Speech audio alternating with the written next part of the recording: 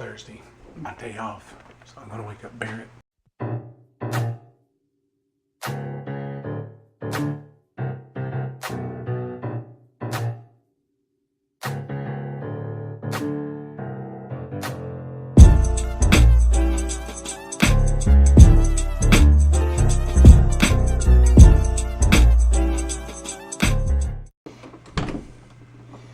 It is time to rise and shine, time to move her behind.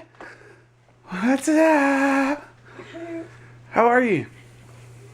You glad you stayed up to midnight now? Sort of. 6:30 in the morning. We got stuff to do. Completely joking. It is 10 o'clock in the morning. So you slept 83 hours. I'm pretty good with math.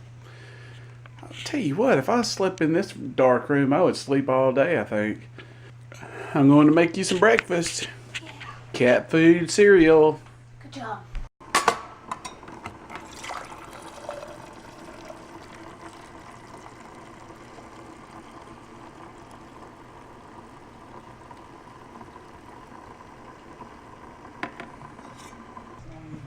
It's Barrett and his new toy that stays at Aunt Wendy and Uncle Mitch's. She hears the dogs barking on TV. She looks my eye. She hears the dogs barking on TV. She keeps barking. Came up to my sister's today. Barrett and I did. We were going to help with a tree limb. They had a tree limb that fell. And so we said, well, we'll help with that. Well, that's the tree limb. And I brought my chainsaw and stuff, but I can't get up in that tree. So I told her to tell her husband to let me know and I'll come help. So we got to get a bucket truck in here. Yeah. But we swam. They've got a pool, so we hung out with them. And she, y'all know Wendy, she's my hero. I think the world of her. But when I sent her a message, I asked if we could come. She said, hey, y'all come swim. Don't worry about cutting up a tree. I was like, no, we're going to help get the tree up. And we didn't, but she said, I broke my foot. She's hurt her foot and had crutches, and she's working from home. So we interrupted her work day. But now Barrett's like, hey, can I stay up here for a little while? And she's like, sure, that's fine. So Jessica's going to the grocery store. I'm going to Clennon to my house and start getting ready for dinner. It's been what I would consider a great off day. I haven't done much of anything. I slept till 8 o'clock in the morning, which is crazy. And Jessica got up about 9, and Barry got up a little after 10, went in and woke him up. Of course, you saw that. And it's summertime, man. If I could do it, I would. I'd just hang out too. On the menu for tonight, we've got some corn that was grilled, some chicken that was grilled, some pineapple that was grilled, some cantaloupe that was not grilled, some bread, and beans, and her, and him, and no Barrett, because he's in Aunt Wendy and Uncle Mitch's. I guess they're going to bring him home. I don't know. That was the last I heard. They're probably about tired of him, so I'm sure they're on their way. I mean, that's not nice. Well, we're tired of you. We don't kick you out. Very relaxing day off. Thoroughly enjoy just hanging out with my family, and just love days like that. Don't get them very often, but it was wonderful. And then I came home today and just this evening, I guess, and started watching the news a little bit. And,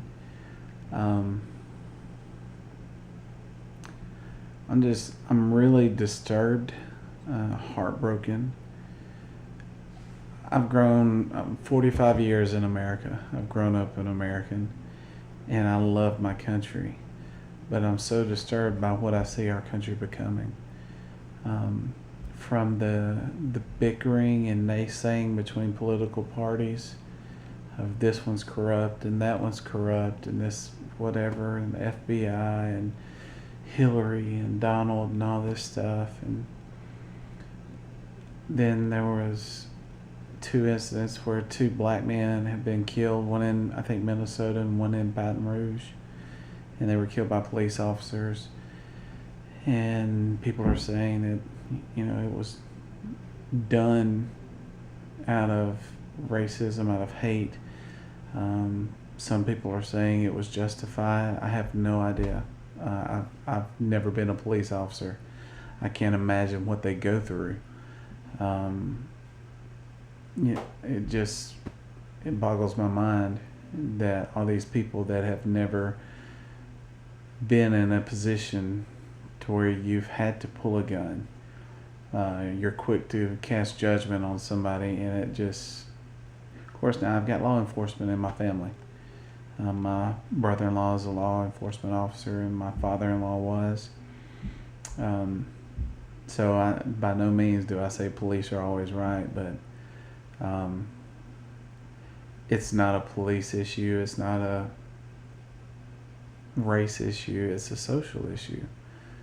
Our society is just falling apart. And then in Dallas tonight, there was a protest about the murders of these 2 black men, and 2 police officers were shot and killed. And in the midst of seeing that, I'm watching people post things on Facebook, and the thing they're more concerned about is how bad they can make a political figure look. Or is it okay to drink as a Christian? I'm heartbroken because it seems like we're more concerned about social issues than we are about spiritual issues. And I don't care what society thinks about me, because when I get to heaven, I don't want God to say, well, you proved to everybody that you're a good social person. I would much rather him say, well, you didn't really have a whole lot of friends, but you led people to me. And that's my concern. Until our concern is over the lost and not over our socialness, I don't think that's a word, being socially acceptable, our world's not going to change. And I used to think, if America would be the country she should be, it could change the world. And I still believe that it could, but I just don't know that it ever will. Because people are more concerned about their right than what's right. God's our only hope. And I'm looking at my own life, and I'm looking at the life of students that I've led over the past 25 years, because now you're the decision makers. You're the ones, you've got the voice, you've got the potential to do something positive, but you can't do something positive trying to be socially acceptable and just trying to see, I don't know how to put it in words. I'm disgusted over so much. But I do believe there is hope, and that hope's found in Jesus Christ. A good friend of mine tonight, he and I were talking back and forth, and he said, buckle up, it's going to be a bumpy ride. And that concerns me, not for me. It concerns me for my wife and for my son and for the hundreds of students that I work with on a yearly basis.